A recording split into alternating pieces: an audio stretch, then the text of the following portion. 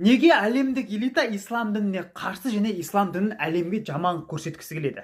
Біріншісі, ол ислам дінінде пайызға ақша алуға болмайды, кредит алуға болмайды, ішуге болмайды, порнография көруге болмайды, ЛГБТ пропаганда жасауға болмайды. Ал әлемдік элита осылардың барлығымен әлемді басқарып отыр. Соның үшін ислам діні оларға неудобно, өйткені ислам діні оларға бағынбайды. Екіншісі, мынау таяу шығыста шығып жатқан террорлық ұйымдар, яғни Аль-Каида деген сияқты террорлық ұйым алғаш шыққан кезде, олар ойбай исламдар, көрдіңіздер ма, мұсылмандар өстіп бүкіл жерде теракт жасап жүр деп айқайлаған болатын.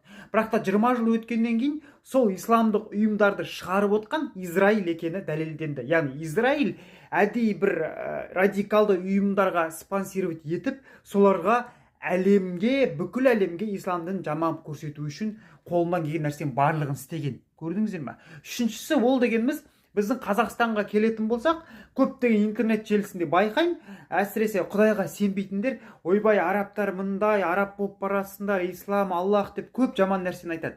Мен соларға жауап бергім келеді. Егер де сен Құдайға сенбесең, это не значит, что басқалар да Құдайға сенбеу керек деген сөз. Көрдің ба? Осы да мәселе. Біз зайырлы мемлекетпіз. Ал зайырлы мемлекет деген сөздің мағынасы көбісі түсінбейді.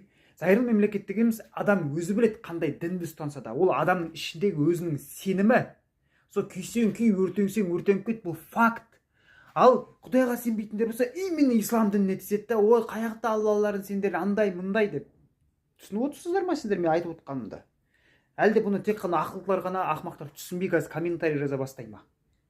Яғни сен сенбесең, басқа біреу сенбеу керек емес, әркім өзі біледі. Сондықтан да өзіңіздің сенбейтініңізді басқа біреуге байлаудың қажеті жоқ. Мен бұл жерде біреуді төмен түсіріп, біреу жоғары көтеріп отқан жоқ, мен просто по факту айтып отырмын. Ал фактты қабылдау әрдайым қиын. Қабылдай алмасаңыздар да түсінемін.